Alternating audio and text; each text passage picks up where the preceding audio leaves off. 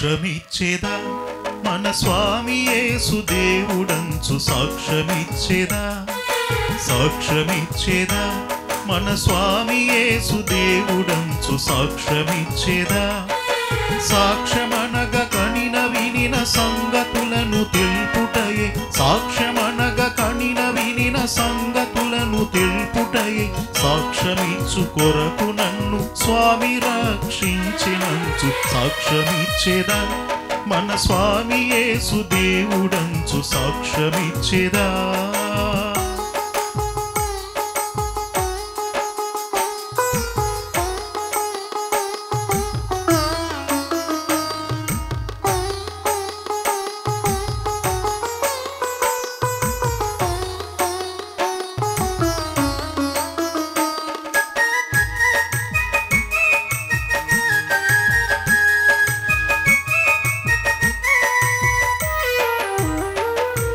చోరులైన జారులైన చారులైన నెవ్వరైన చోరులైన జారులైన చారులైన నెవ్వరైన ఘోర పాపులైన క్రీస్తు కూర్మితో రక్షించెనంచు సాక్ష్యమిచ్చేదా మన స్వామి యేసు దేవుడంచు సాక్ష్యమిచ్చేదా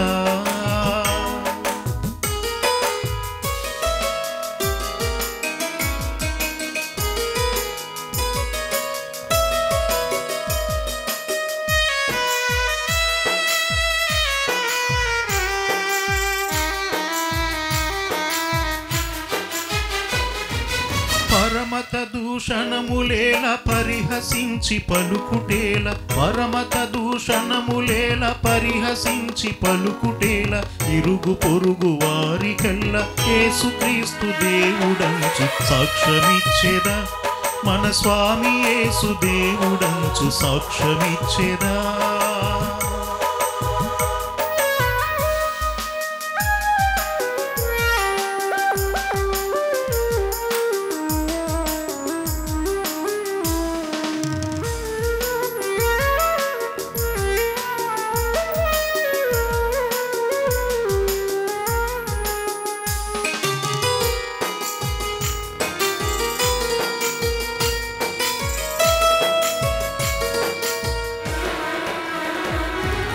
ఎల్ల కాలమూరకుండ నేల ఆత్మశాంతి లేక ఎల్ల కాలమూరకుండ నేల ఆత్మశాంతి లేక అల్లడిల్లు వారలకును తండ్రి కుమారాత్మ పేర సాక్ష్యమిచ్చేదా మన స్వామి యేసు దేవుడంచు సాక్ష్యమిచ్చేదా సాక్ష్యమిచ్చేదా మన స్వామి యేసు దేవుడంచు సాక్ష్యమిచ్చేదా సాక్ష్యమనగ కనిన వినిన సంగతులను తెలుపుటయే సాక్ష్యమనగ కనిన వినిన సంగతులను తెలుపుటయే సాక్ష్యమిచ్చు కొరకు నన్ను స్వామి రక్షించినంచు సాక్ష్యమిచ్చేదా మన స్వామి యేసు దేవుడంచు సాక్ష్యమిచ్చేదా సాక్ష్యమిచ్చేదా మన స్వామి యేసు దేవుడంచు సాక్ష్యమిచ్చేదా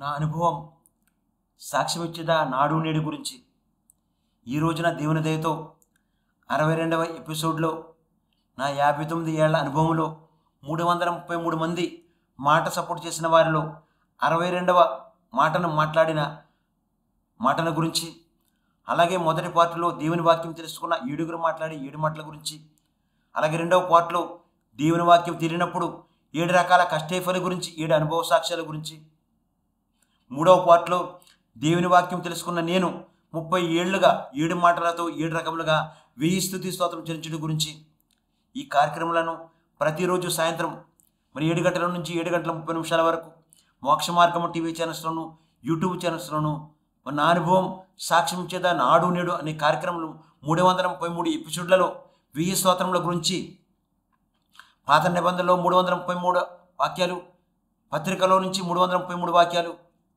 సువార్త నుంచి 333 వాక్యాలు మీ అందరికీ చెప్పబోతున్నాను. ముందుగా మొదటి పార్టీలో 7గురు మాట్లాడి 7 మాటలలో మొదటి మాట 1965లో ఉండే నిరుపేదల గురించి నాడు నేడు నా అనుభవ సాక్ష్యం ఏమిటంటే అన్ని కులాలలో అన్ని మతాలలో ఉన్నటువంటి నిరుపేదలైన వారు ఆ రోజుల్లో మరి ప్రతిరోజు కూడా వరి చేను కోయటానికి, కట్టేతలు కట్టడానికి, వరి కుప్పలు నూర్చడానికి, అటువంటి పనులకు ఆ రోజుల్లో నిరుపేదలుగా ఉన్నటువంటి వారు ఆ రోజుల్లో వెళ్ళేవారు. మరి 2024లో ఉండే నిరుపేదల గురించి నేడు నా అనుభవ సాక్ష్యం ఏమిటంటే, నిరుపేదల వారసులుగా పట్టణాలలో, ఫారిన్ కంట్రీస్లలో ఉంటున్నారు. అన్ని మతాల వారికి, అన్ని కులాల వారికి ప్రభుత్వ పథకాలు వస్తున్నాయి. మరి ఎంతో గొప్పగా ఆశీర్వదించబడ్డారు. వారిని మరి పట్టణాలకు వెళ్ళటానికి, ఫారిన్ కంట్రీస్కి వెళ్ళటానికి అనేక మంది మాట సపోర్ట్ చేసిన వారికి, మరి ఆర్థికంగా సపోర్ట్ చేసిన వారికి, వారందరికీ కూడా మనం ఇప్పుడు కూడా కృతజ్ఞతలు చెల్లించాలి. రెండవ మాట, 1965లో ఉండే చదువుకునే స్తోమత లేని నిరుపేదల గురించి నాడు నేడు నా అనుభవ సాక్ష్యం ఏమిటంటే, అన్ని మతాలలో, అన్ని కులాలలో ఉన్నటువంటి నిరుపేదల పిల్లలు ఆ రోజుల్లో ప్రభుత్వ పథకాలు లేనప్పుడు, మరి తల్లిదండ్రులు చదివించే స్తోమత లేనప్పుడు, సపోర్ట్ లేనప్పుడు, అటువంటి వారు నిరుపేదలుగా ఉన్నటువంటి ఆ చిన్నపిల్లలు ఆ రోజుల్లో మరి అనేక మంది పిల్లలు మరి బస్సుల్లోకి వెళ్ళి మరి చిల్లర డబ్బులు అడుక్కోవటం, మరి ట్రైన్లోకి వెళ్ళి చిల్లర డబ్బులు అడుక్కోవటం, ఆ రోజుల్లో అటువంటి పనులు చేసేవారు. నేడు 2024లో ఉండే నిరుపేదల గురించి నా అనుభవ సాక్ష్యం ఏమిటంటే, నిరుపేద పిల్లలు చదువుకోవటానికి ప్రభుత్వ పథకాలు వస్తున్నాయి. అంతే మాత్రమే కాకుండా పిల్లలు చదువుకోవడానికి తల్లిదండ్రులు అప్పులైనప్పటికీ కూలి పని చేసి కూడా మరి మంచి మంచి స్కూల్లో ఫీజులు కట్టి అనేక మంది పిల్లలు చదివిస్తున్నారు. అంతే మాత్రమే కాకుండా మరి పిల్లలు కొడుకైనా కూతురైనా ఫారిన్ కంట్రీస్ వెళ్ళటానికి మరి బ్యాంకుల్లో లోన్లు తీసుకుని ఈఎంఐలు కట్టేలాగన మరి లోన్లు తీసుకుని ఆ పిల్లలను మరి విదేశాలకు, ఫారిన్ కంట్రీస్కి పంపిస్తున్నారు. అటువంటిది మరి గొప్ప మనసున్న తల్లిదండ్రులకు మనం ఇప్పుడు కూడా కృతజ్ఞతలు చెల్లించాలి. మరి మూడవ మాట, 1965లో ఉండే వృద్ధుల గురించి నాడు నేడు నా అనుభవ సాక్ష్యం ఏమిటంటే, నాడు వృద్ధులు, వికలాంగులు, విధవరాండ్రులు అన్ని మతాలలో, అన్ని కులాలలో ఉండేవారు.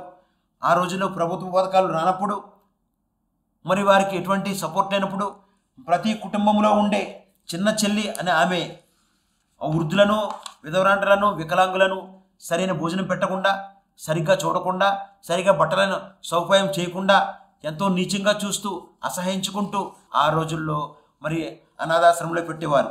నేడు 2024లో వృద్ధుల గురించి నా అనుభవ సాక్ష్యం ఏమిటంటే, అన్ని మతాలలో, అన్ని కులాలలో ఉండే వృద్ధులకు, వికలాంగులకు, విధవరాండ్రులకు ప్రభుత్వ పథకాలు వస్తున్నాయి. అంతేమాత్రం కాకుండా వారికి పెన్షన్లు కూడా వస్తున్నాయి. మరి వారికి డబ్బులు రావటం వల్ల ద్వారా మరి ఆ చిన్న చెల్లిగా ఉన్నటువంటి ఆమె ఆ వృద్ధులను, వికలాంగులను, విధవరాండ్రులను ఇంట్లో పెట్టుకుని వారికి ప్రేమగా చూస్తూ, మంచి భోజనం పెట్టి, మంచి బట్టల సౌకర్యం చేసి అటువంటి మరి ప్రేమగా చూస్తున్నారంటే కారణం వారికి ప్రభుత్వ పథకాల ద్వారా డబ్బు వస్తున్నాయి కాబట్టి ఆ డబ్బుని చూసి ఆ కుటుంబంలో చూస్తున్న అటువంటి చిన్న చెల్లికి నేను ఈ టీవీ ద్వారా, ఆ యూట్యూబ్ ద్వారా నా ప్రత్యేకమైన కృతజ్ఞత తెలియజేస్తున్నాను. మరి నాలుగవ మాట, 1965లో ఉండే పుట్టుక క్రైస్తవుల గురించి నాడు నేడు నా అనుభవ సాక్ష్యం ఏమిటంటే, నాడు పుట్టుక క్రైస్తవులుగా వారానికి ఒక్కసారి చర్చికి వెళ్ళి వచ్చినప్పుడు వారు వేసుకున్న బట్టలను చూసి వారు చర్చికి వెళ్ళి వస్తున్నారు, వారు క్రైస్తవులు అని సంఘానికి వెళ్ళిస్తున్నారు బట్టలను చూసి ఆ రోజులో గుర్తించేవారు. మరి మిగిలిన వారమంతా కూడా వారు అనేక రకాలైన పనులకు వెళ్ళి కార్పెంటర్లుగా, తాపి మేస్త్రులుగా, టైల్స్ పనులు చేసేవారుగా, మార్బుల్ పనులు చేసేవారుగా, గ్రానైట్ పనులు చేసేవారుగా అటువంటి కూలి పనులకి వెళ్ళి మరి ఆ రోజులో అటువంటి పనులు చేసేవారు. నేడు 2024లో ఉండే పుట్టుక క్రైస్తవుల వారసులుగా ఉన్నటువంటి వారి గురించి నా అనుభవ సాక్ష్యం ఏమిటంటే, మరి పట్టణాలలో, ఫారిన్ కంట్రీస్లో మంచి మంచి ఉద్యోగాలు చేస్తున్నారు, పెద్ద పెద్ద బిల్డింగుల్లో ఉంటున్నారు. అంటే కారణం ఆ రోజుల్లో పుట్టుక క్రైస్తవులుగా ఉన్నటువంటి పూర్వీకులైనటువంటి తాత, అమ్మమ్మలు, నాయనమ్మలు కానీ, తల్లిదండ్రులు కానీ ఆ రోజుల్లో ఎంతో కష్టపడి మనం చదివించడం ద్వారానే ఈరోజు ఈ స్థితిలో ఉన్నాము. అంతేమాత్రమే కాకుండా పుట్టుక క్రైస్తవులుగా ఉన్నటువంటి వారు ఆ రోజుల్లో చేసిన గొప్ప ప్రార్థన ఫలితంగా మనందరం కూడా ఇలా ఉంటున్నామంటే కారణం అటువంటి వారికి, తాతకు, అమ్మమ్మలకు, నాయనమ్మలకు, మామలకు, అలా తల్లిదండ్రులకు మనం ఇప్పుడు కూడా కృతజ్ఞతలు మనం ఇప్పుడు కూడా చెల్లించాలి. తల్లిదండ్రులకు, తాతలకు, అమ్మమ్మలకు, నాయనమ్మలకు, మామలకు మనం ఎప్పుడు కూడా కృతజ్ఞతలు చెల్లించాలి. మరి ఐదవ మాట, 1965లో ఉండే పాస్టర్ల గురించి నాడు నేడు నా అనుభవ సాక్ష్యం ఏమిటంటే, నాడు పాస్టర్లుగా పేదరికంలో ఉంటూ సరైన భోజనం లేక, సరైన బట్టలు లేక నడుచుకుంటూ వెళ్ళి ఎన్ని కిలోమీటర్లైనా నడుచుకుంటూ వెళ్ళి స్వార్థ సేవ చేసి వారి కుటుంబంలో కొడుకులకి, కూతులికి చదివించే స్తోమత లేక, పెళ్ళిళ్ళు కూడా మరి చేసే స్తోమత లేక అటువంటి ఆ రోజుల్లో పేదరికంతో ఉంటూ స్వార్థ సేవ చేసినటువంటి పాస్టర్లకు, పాస్టర్లకు నా ప్రత్యేకమైన కృతజ్ఞత తెలియజేస్తున్నాను. మరి నేడు 2024లో ఉండే పాస్టర్ల వారసుల గురించి సాక్ష్యం ఏమిటంటే, మరి మొదటి రకం పాస్టర్లు చూసినట్లయితే మరి పట్టణాలలో, ఫారిన్ కంట్రీస్లో పెద్ద పెద్ద సంఘాలు కట్టి పెద్ద పెద్ద ఫంక్షన్ హాల్లో లైవ్ ప్రోగ్రాం పెట్టి అనేక మందికి దేవుని వాక్యం అందించడమే మాత్రమే కాకుండా మరి సంఘాలకు వచ్చిన వారికి భోజనం పెడుతున్నారు. మరి బట్టలు లేని వారికి బట్టల సహాయంగా, అనారోగ్యంతో బాధపడే వారికి డాక్టర్ని పిలిపించి చూపిస్తున్నారు. అటువంటి గొప్ప మరి సేవ చేస్తున్నటువంటి అటువంటి కాపరులు మరి కొందరు ఉన్నట్టుగా మనం చూస్తున్నాం. మరి రెండవ రకం పాస్టర్లు చూసినట్లయితే పాస్టర్లుగా ట్రైనింగ్ అయ్యి అనేక చర్చల్లో జీతాలు తీసుకునే వారిగా 2 పాస్టర్లుగా, 5 మంది పాస్టర్లకు, 10 మంది పాస్టర్లుగా సంఘానికి వెళ్తున్నారు.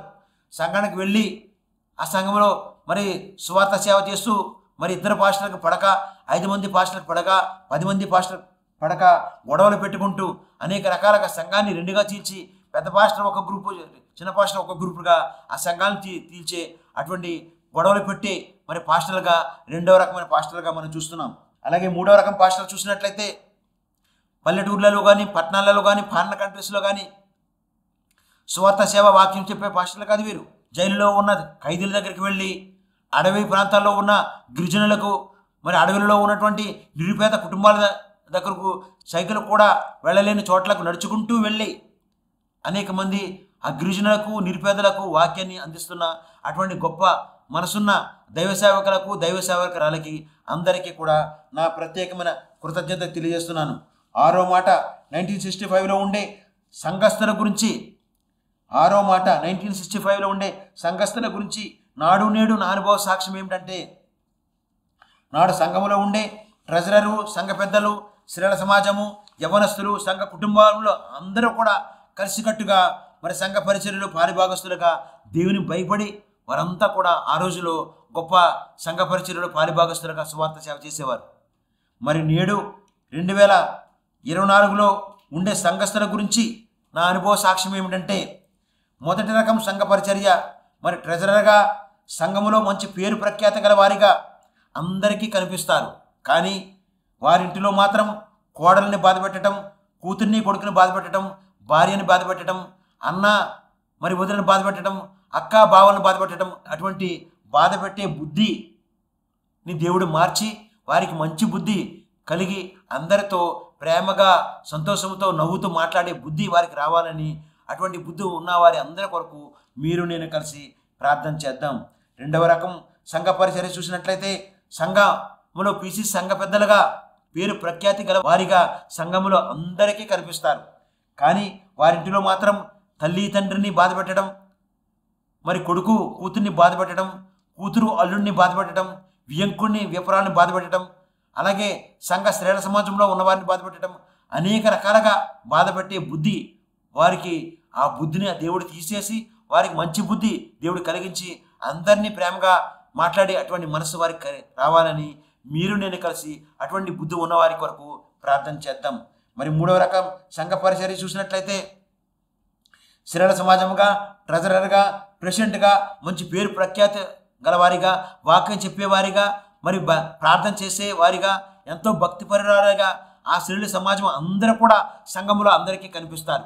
కానీ వారింటిలో మాత్రం కోడల్ని కొడుకుని బాధపెట్టడం, కొడుకు పుట్టిన పిల్లని ఒక రకం, కూతురికి పుట్టిన పిల్లని ఒక రకం, మరి అల్లుడిని ఒక రకం, కొడుకుని ఒక రకం, అలాగే మరి తోడుకోడల్ని ఒక రకం, అత్తామామల్ని ఒక రకంగా చూసి వారిని బాధపెట్టి అటువంటి బుద్ధి ఉన్న ఆ స్త్రీలకు ఆ బుద్ధిని దేవుడు తీసేసి మంచి బుద్ధిని కలిగించి మంచి మనసుతో అందరితో శాంతియుతంగా, సమాధానంగా, సంతోషంతో మాట్లాడే బుద్ధి ఆ స్త్రీలందరికీ రావాలని మీరు నేను కలిసి ప్రార్థన చేద్దాం. 4వ రకం సంఘ పరిచర్య చూసినట్లయితే సండే స్కూల్ యూత్ వారికి టీచర్స్గా, అలాగే పాటలు పాడుతూ మరి బైబిల్ చదవటంలో మంచి పేరు ప్రఖ్యాతి గల వారిగా ఆ సంఘములో అందరికీ కనిపిస్తారు. కానీ ఆ సంఘములో సంఘస్థులతో గొడవలు పెట్టుకోవటం, స్త్రీల సమాజంతో గొడవలు పెట్టుకోవటం, సంఘ మరి పెద్దలతో గొడవ పెట్టుకోవటం, పాస్టర్లతో గొడవలు పెట్టుకోవటం, అనేక రకాలుగా కుటుంబంలో ఉన్న భర్తను బాధ పెట్టడం, కూతురిని బాధ పెట్టడం, కొడుకుని బాధ పెట్టడం, అల్లుడిని బాధ పెట్టడం, మనవరాలని బాధ పెట్టడం, అనేక రకాలుగా బాధ పెట్టే అటువంటి బుద్ధి వారికి తీసివేసి దేవుడు మంచి బుద్ధి కలిగించి అందరితో సమాధానంగా మాట్లాడే మనసు వారికి కలిగించాలని మీరు నేను కలిసి ప్రార్థన చేద్దాం. 7వ మాట 1965లో క్రైస్తవ కుటుంబాల గురించి నాడు నేడు నా అనుభవ సాక్ష్యం ఏమిటంటే, ఆ రోజుల్లో కుటుంబ సమేతంగా క్రైస్తవ కుటుంబాలు మరి భార్య భర్తలు, పిల్లలు, కుటుంబ సమేతంగా తల్లిదండ్రులు అందరూ కలిసి దేవుని సన్నిధికి వెళ్ళి దేవుని స్తుతించి ఆరాధించి మహిమపరిచి మరి కుటుంబానికి ఇంటికి వచ్చి వారి ఎంతో సంతోషంతో ఆనందంతో మరి సంపూర్ణమైన ఆరోగ్యంతో ఆ రోజుల్లో ఉండేవారు. మరి నేడు 2024లో మరి క్రైస్తవ కుటుంబాలుగా పట్టణాల్లో ఫారిన్ కంట్రీస్లో ఉంటున్నారు. మరి 24 గంటలు కూడా దేవుని వాక్యం వింటున్నారు. అయినప్పటికీ వారి కుటుంబంలో సంతోషం లేదు, సమాధానం లేదు. క్రైస్తవులుగా ఉంటున్నారే తప్ప వారికి సమాధానం, సంతోషం లేక, సంపూర్ణమైన ఆరోగ్యం లేక మరి ఎలా బాధపడుతున్నారంటే, ఒకే ఇంటిలో ఉంటున్నటువంటి మరి చిన్నత్త మేనకోడల్ని కలిపేది మాట్లాడే మాట, ఒకే ఇంటిలో ఉంటున్న చిన్నత్త మేనకోడల్ని విడదీసేది మాట్లాడే మాట, ఒకే ఇంటిలో ఉంటున్న పెద్ద తోడి కోడలను కలిపేది మాట్లాడే మాట, ఒకే ఇంటిలో ఉంటున్న తోడి కోడలను విడదీసేది కూడా మాట్లాడే మాట, ఒకే ఇంటిలో ఉంటున్న రెండవ తోడి కోడలను కలిపేది మాట్లాడే మాట, ఒకే ఇంటిలో ఉంటున్న రెండవ తోడి కోడలను విడదీసేది మాట్లాడే మాట, ఒకే ఇంటిలో అందరినీ కలిపేది మాట్లాడే మాట, ఒకే ఇంటిలో అందరినీ విడదీసేది కూడా మాట్లాడే మాట. ఎవరైతే క్రైస్తవ కుటుంబంలో భార్య భర్తలుగా విడిపోయారో, అన్న చెల్లెలుగా విడిపోయారో, మరి వదిన మరి తోడు కోడళ్ళు ఎవరెవరైతే విడిపోయారో వారందరికీ నేను చెప్పే నా అనుభవ సాక్ష్యం ఏమిటంటే, మీ నోటిని అదుపు చేయండి, మీ మాటను పొదుపు చేయండి, మీ బుద్ధిని మార్చుకోండి, దేవునికి ప్రార్థన చేయండి, మంచి బుద్ధి రావాలని, మంచి మనసు రావాలని, అందరినీ ఎవరిని కూడా బాధపెట్టి అటువంటి బుద్ధి నాకు రాకుండా ఉండాలని మీరు అందరూ కలిసి ప్రార్థన చేసుకోమని నా అనుభవం సాక్ష్యం ఇస్తున్నాను. ఇప్పుడు ఒక స్తుతి గీతం విందాం. స్తుతి గీతం విన్న తర్వాత రెండవ పాటలో దేవుని వాక్యం తెలియనప్పుడు 7 రకాల కష్టఫల గురించి, 7 అనుభవ సాక్ష్యముల గురించి, మూడవ పాటలో దేవుని వాక్యం తెలుసుకున్న నేను 30 ఏళ్లుగా 7 మాటలతో 7 రకములుగా 1000 స్తోత్రం చెల్లించడం గురించి నా అనుభవం మీకు అందరికీ సాక్ష్యం ఇవ్వబోతున్నాను. స్తోత్రం చెల్లింతుము, స్తుతి స్తోత్రం చెల్లింతుము, స్తోత్రం చెల్లింతుము, స్తుతి స్తోత్రం చెల్లింతుము.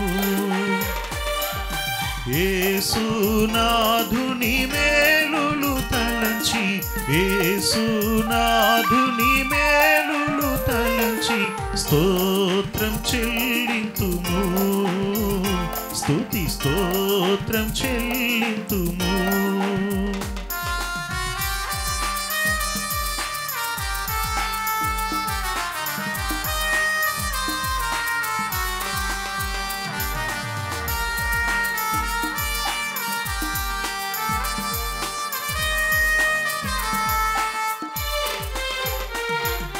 సియోను మార్గములో పలు శోధనలు రాగా,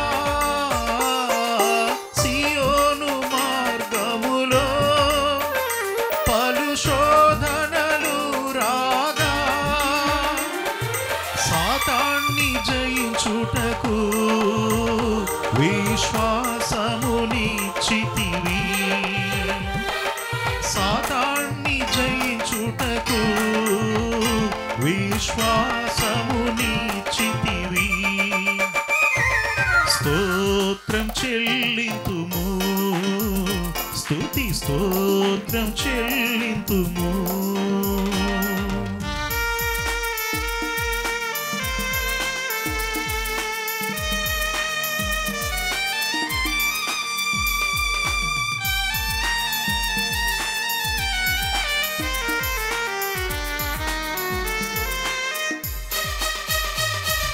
సిలువను మోసుకొని సువార్తను చేపట్టి,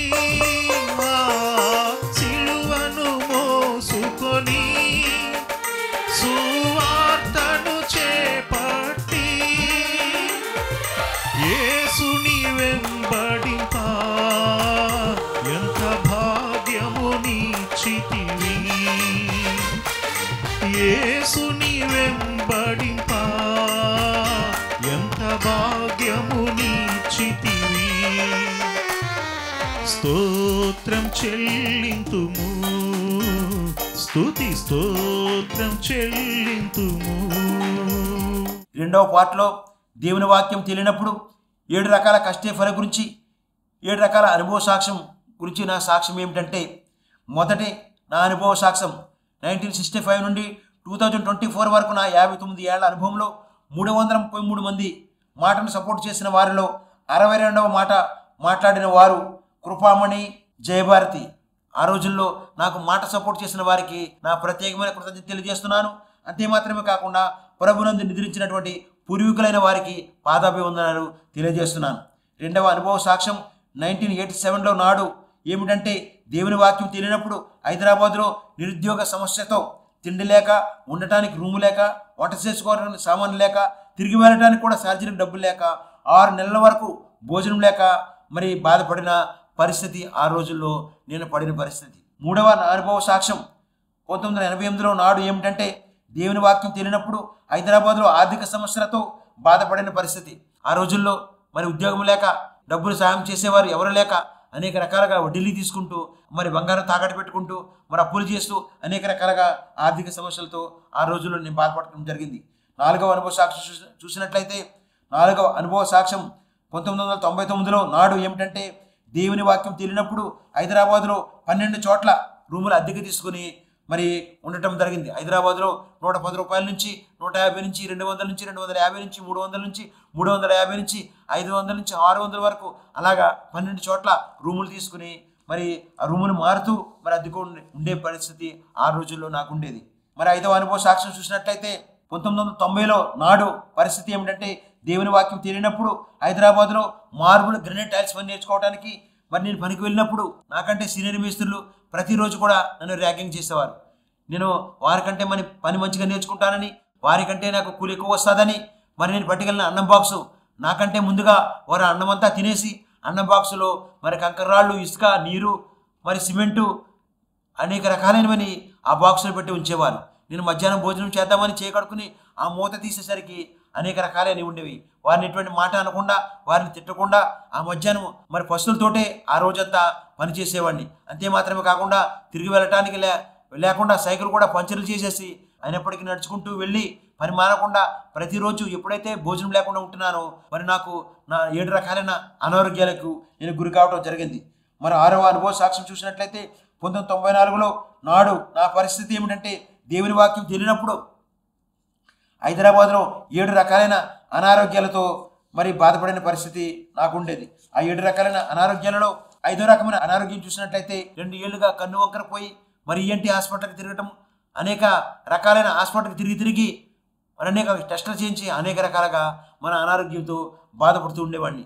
అలా ఈ రీతిగా మరి అనారోగ్యంతో బాధపడుతున్నప్పుడు మరి 7వ అనుభవ సాక్ష్యం చూసినట్లయితే 7వ అనుభవ సాక్ష్యం 1994లో నాడు పరిస్థితి ఏమిటంటే, దేవుని దర్శనము, దేవుని స్వస్థత, దేవుని మరి యేసుక్రీస్తు శిలువలో మాట్లాడిన 7 మాటల ద్వారా సంపూర్ణ స్వస్థత పొందుకున్న నేను యేసుక్రీస్తు శిలువలో మాట్లాడిన 7 మాటల కంటే ముందుగా మరి యేసుక్రీస్తు పొందిన శ్రమల గురించి నేను తెలుసుకోవడం జరిగింది. మరి మొదటిగా 150 కేజీల బరువు గల శిలువను మోస్తూ, రెండవదిగా 15 అడుగుల ఎత్తుగల శిలువను మోస్తూ, మూడవదిగా 8 అడుగుల వెడల్పు గల శిలువను మోస్తూ, నాలుగవదిగా 350 మంది సైనికులతో, ఐదవదిగా 50 గుర్రపు రౌతులతో, ఆరవదిగా 3 సార్లు కిందకు పడిపోవటం, ఏడవదిగా 5480 శరీరములపై గాయములతో, ఎనిమిదవదిగా 17 తలలో లోతైన గాయములతో, తొమ్మిదవదిగా 17 గంటల పాటు నీరు లేకుండా ఉండటం, పదవదిగా 150 విపైన గాయములతో, 11వదిగా 6.5 లీటర్లు రక్తం చిందించి, 12వదిగా శిలువుపై మాట్లాడిన 7 మాటలలో 5వ మాట ఏమిటంటే, యోహాను సువార్త 19వ అధ్యాయము 28వ వచనము, నేను తప్పికొనుచున్నాను. మరి యేసుక్రీస్తు శిలువలో మాట్లాడిన 7 మాటల్ని గుర్తు చేసుకున్న నేను 1994లో మరి దేవుని వాక్యం ద్వారా, దేవుని స్వస్థత ద్వారా రక్షణ పొందిన నేను, ఆ రోజు నుంచి మరి దేవుని వాక్యాన్ని పట్టుకున్న నేను మరి 3వ పార్ట్లో 30 ఏళ్లుగా దేవునికి మరి 7 మాటలతో 7 రకాలుగా మరి దేవుని స్తుతించడం గురించి నా అనుభవ సాక్ష్యం ఏమిటంటే, మొదటి మాటతో దేవునికి ప్రతి ఉదయం స్తుతించడం కొరకు పాత నిబంధనలోంచి 39 గ్రంథంలో నుండి 333 స్తుతించే వాక్యములలో 62వ స్తోత్రం, కీర్తన గ్రంథము 80వ అధ్యాయము 1వ వచనంలో, ఇశ్రాయేలునకు కాపురమైన దేవా మీకే స్తుతి స్తోత్రం చెల్లించమని ప్రతి ఉదయం స్తుతించడం ద్వారా మన కుటుంబంలో సంతోషము కలుగుతాదని నా అనుభవ సాక్ష్యం ఇస్తున్నాను. రెండవ మాటతో దేవునికి ప్రతి మధ్యాహ్నం మహిమపరచడం కొరకు పత్రిక పాఠ్యంలో 23 గ్రంథముల నుండి 333 స్తుతించే వాక్యంలో 62వ స్తోత్రం చూసినట్లయితే, రోమిలీయులకు రాసిన పత్రిక 9వ అధ్యాయము 16వ వచనము, కరుణించి దేవా మీకే స్తుతి స్తోత్రం చెల్లించమని దేవునికి ప్రతి మధ్యాహ్నం మహిమపరచడం ద్వారా మన కుటుంబంలో సమాధానం కలుగుతుందని నా అనుభవ సాక్ష్యం ఇస్తున్నాను. మూడవ మాటతో దేవునికి ప్రతి సాయంత్రం కనపరచడం కొరకు స్వార్థ పాఠ్యంలో 4 గ్రంథముల నుండి 333 స్తుతించే వాక్యంలో 62వ స్తోత్రం చూసినట్లయితే మత్తయి సువార్త 9వ అధ్యాయం 35వ వచనంలో ప్రజలలోని ప్రతి విధమైన వ్యాధిని స్వస్థపరచిన దేవా మీకే స్తుతి స్తోత్రం చెల్లించమని దేవునికి పాత నిబంధన నుంచి, పత్రిక నుంచి, సువార్త నుంచి మూడు వాక్యాలతో మరి దేవుని స్తుతించడం ద్వారా, మహింపరచడం, కనపరచడం ద్వారా మన కుటుంబంలో సంతోషం, సమాధానం, సంపూర్ణమైన ఆరోగ్యంగా మనందరం ఉంటామని నా అనుభవం సాక్ష్యం ఇస్తున్నాను. మరి 4వ మాటతో దేవునికి ప్రతి పరిశుద్ధమైన కృతజ్ఞత కానుకించడం గురించి నా అనుభవ సాక్ష్యం ఏమిటంటే, ఎవరైతే కూలి పనులు చేస్తున్నారో, ఎవరైతే ఆర్థిక సమస్యలతో బాధపడుతున్నారో, ఎవరైతే రూమ్ రెంట కట్టలేక బాధపడుతున్నారో, ఎవరైతే అప్పులు పాలై ఉంటున్నారో అటువంటి వారికి నేను చెప్పే నా అనుభవ సాక్ష్యం ఏమిటంటే, ప్రతి వారం కూడా దేవునికి దశమభాగం ఇవ్వండి. ప్రతి వారం ఇంటి ఖర్చులకు అయ్యే ఖర్చు నుంచి కూడా దేవునికి దశమభాగం ఇవ్వండి. అంతే మాత్రమే కాకుండా నెల జీతం తీసుకున్న వారు ప్రతి నెల దేవునికి దశమభాగం ఇవ్వండి. ప్రతి నెల ఇంటి ఖర్చులకు అయ్యే ఖర్చుల నుండి దేవునికి దశమభాగం ఇవ్వండి. ఎక్కడైతే బాప్తిసం తీసుకున్నారో, ఎక్కడైతే ప్రభురాత్రి భోజన సంస్కారం తీసుకున్నారో ఆ సంఘ కాపరికి మీరు ఈ దశమభాగాలు ఆ సంఘానికి ఇచ్చినట్లయితే, ఆ సంఘ కాపరి చెప్పే వాక్యం ద్వారా ఎవరైతే రక్షణ పొందారో, ఎవరైతే మారుమనసు పొందారో, ఎవరైతే వాక్యం ద్వారా దేవుని తెలుసుకున్నారో అటువంటి వారికి రక్షణ పొందించే వారిగా మీరు గొప్ప భాగ్యం మీకే కలుగుతుంది. కాబట్టి మరి ఖచ్చితంగా మరి దేవునికి దశమభాగం ఇచ్చినట్లయితే మన కుటుంబంలో ఆర్థిక సమస్యల నుంచి, మరి అనేక ఇబ్బందుల నుంచి దేవుడు విడుదల కలిగించి మనకు సంతోషం, సమాధానము, సంపూర్ణమైన ఆరోగ్యంగా ఉంచుతాడని నా అనుభవ సాక్ష్యం ఇస్తున్నాను. మరి 5వ మాటతో దేవునికి ప్రతిరోజు కృతజ్ఞత స్తుతి చెల్లించడం గురించి నా అనుభవ సాక్ష్యం ఏమిటంటే, మరి ఎవరికి లేనటువంటి గొప్ప భాగ్యం ఏమిటంటే, ప్రతిరోజు క్రైస్తవ కుటుంబాల్లో ప్రతి ఒక్కరు కూడా, స్త్రీలైన పురుషులైన ప్రతిరోజు కూడా స్లీపింగ్ చేసే సమయంలో ప్రతిరోజు మోకరించి దేవుడు అన్ని కులాల వారిని, అన్ని మతాలలో కుటుంబాలందరినీ కూడా దేవుడు ఈరోజు కాపాడినందుకు మనం ఇప్పుడు కూడా కృతజ్ఞత స్తుతించాలి. ఈరోజు నార్మల్ డెలివరీ ద్వారా ఆడబిడ్డకు, మగబిడ్డకు, కవలకు జన్మించిన తల్లి బిడ్డల కొరకు, అలాగే హాస్పిటల్లో సంపూర్ణ స్వస్థ పొందుకుని వచ్చిన వారి కొరకు, అలాగే విమానాలు, ట్రైన్లు, బస్సులు, మరి లారీలు, డీసీఎంలు, కార్లు, ఆటోలు, అనేక వాహనాలు నడిపే డ్రైవర్ని కాపాడినందుకును, ఆ వాహనాల్లో ప్రయాణించే ప్రయాణికులందరినీ కూడా కాపాడినందుకును, అలాగే గవర్నరు, ప్రధానమంత్రిని, మరి రాష్ట్రపతి, అలాగే ప్రభుత్వ ఉద్యోగులు, మరి ముఖ్యమంత్రులు అందరినీ కుటుంబాలను కూడా దేవుడు కాపాడినందుకు దేవునికి మనకు ప్రతిరోజు కూడా కృతజ్ఞత చెల్లించాలి. అలాగే 6వ మాటతో దేవునికి ప్రతిరోజు సాక్ష్యంతో స్తుతించడం గురించి నా అనుభవ సాక్ష్యం ఏమిటంటే, ఈ రోజున 62వ ఎపిసోడ్లో 62వ మాట గురించి, 62వ స్తుతించడం గురించి, 62వ మహిమపరచడం గురించి, 62వ గణపరచడం గురించి, 62వ కృతజ్ఞత కానుకల గురించి, 62వ కృతజ్ఞత స్తుతించడం గురించి, 62వ సాక్ష్యంతో స్తుతించడం గురించి, 62వ వేకువజామున విజ్ఞాపన ప్రార్థన గురించి, 62వ కలిపే మాట గురించి, విడదీసే మాట గురించి చెప్పే భాగ్యానికై దేవునికి స్తుతి స్తోత్రం చెల్లించున్నాను. 7వ మాటతో దేవునికి ప్రతి వేకువజామున విజ్ఞాపన ప్రార్థన చేయటం గురించి, ఎటువంటి అంశాల గురించి ప్రార్థన చేయాలంటే, వేకువజామున ఎవరైతే ఈ వాక్యం వింటున్నారో, అనారోగ్యాలతో బాధపడుతున్నారో, వారి వాడే మెడిసిన్ ద్వారా వారి కాళ్ళ నొప్పులు కానీ, వారికి శరీర సంబంధమైన ఎటువంటి అనారోగ్యాలతో ఉన్నప్పటికీ వారు సంపూర్ణ స్వస్థ పొందుకునేలాగన, బిడ్డలు లేని వారికి బిడ్డలు కలిగేలాగన, వివాహాలు జరగని వారికి వివాహాలు జరిగేలాగన, అనేక మంది మరి ఫారిన్ కంట్రీస్కి వెళ్ళే వారికి వీసాలు వచ్చేలాగన, అనేక రకాల అప్పులతో బాధపడే వారికి విడుదల కలిగేలాగన, అనేక మంది స్థలాలు అమ్మాలని అనుకునే వారికి స్థలాలు అమ్ముడిపోయేలాగన మీరు నేను కలిసి వారందరి కొరకు ప్రార్థన చేద్దాం. మహాపరిశుద్ధుడు, ప్రేమ కలిగిన ప్రియ పరలోకపు తండ్రి, ఈ దినాన ప్రభా 62వ ఎపిసోడ్ చెప్పే భాగ్యం నాకు దయచేసినందుకు స్తోత్రాలు చెల్లించుకుంటున్నాను తండ్రి. అలాగే తండ్రి, యూట్యూబ్ ద్వారా, ప్రభా టీవీ ద్వారా ఈ ప్రార్థనలు ఎవరైతే ఏకీభించి ఏదైతే అడుగుతున్నారో అన్నీ కూడా ప్రభా ఇప్పుడే వారి కుటుంబాల్లో మీరు దయచేసినందుకు లెక్కలని స్తోత్రాలు చెల్లించుకుంటున్నాను తండ్రి. ఇది నార్మల్ డెలివరీ ద్వారా ఆడబిడ్డకు, మగబిడ్డకు, కవలకు జన్మించిన తల్లి బిడ్డలను దీవించి ఆశ్రయించండి. అలాగే పెళ్లి రోజు, పుట్టినరోజులు జరుపుకుంటున్న మరి కుటుంబాలను దీవించి ఆశ్రయించండి. ఈ రోజే నూతనంగా వివాహం చేసుకున్న వారిని, నూతనంగా గృహప్రవేశాలకి, మరి నూతనంగా ఇంట్లోకి వెళ్ళే కుటుంబాలను కూడా దీవించి ఆశ్రయించండి. అంతే మాత్రం కాకుండా స్కూల్కి వెళ్ళి చిన్న బిడ్డలని, అలాగే కాలేజీకి వెళ్ళి యవనస్తులని, మరి భార్య భర్తలుగా ప్రతిరోజు ఉద్యోగ నిమిత్తమై విమానాల్లో, ట్రైన్లో, బస్సుల్లో, మరి కారులో వెళ్ళే ప్రయాణికులందరికీ మరి క్షేమకరమైన ప్రయాణం దయచేసి మీ దయలో, మీ కాపుదల్లో కాపాడవలసిందిగా ప్రార్థిస్తూ, మా ప్రభును మీ ప్రియకుడు యేసుక్రీస్తు నామములో అడిగినవన్నీ కూడా మీరు దయచేసినందుకు, వివాహాలు జరిగిన వారికి వివాహాలు జరిగిస్తున్నందుకు, అలాగే గర్భఫలం లేని వారికి గర్భఫలం దయచేస్తున్నందుకు, పిఆర్ రాని వారికి పిఆర్ దయచేస్తున్నందుకు, ఉద్యోగం లేని వారికి ఉద్యోగాలు దయచేస్తున్నందుకు మీకు లెక్కలేని స్తుతి స్తోత్రాలు చెల్లించుకుంటూ మా ప్రభును మీ ప్రియకుడు యేసుక్రీస్తు నామములో ప్రార్థించి స్తుతించి వేడుకుంటున్నాను పరమ తండ్రి. ఆమేన్, ఆమేన్, ఆమేన్. 62వ ఎపిసోడ్ చూసిన మీ అందరికీ మరొకసారి నా ప్రత్యేకమైన కృతజ్ఞత తెలియజేస్తూ 62వ ఎపిసోడ్ మాటలను ముగిస్తున్నాను. ఆమేన్, ఆమేన్, ఆమేన్.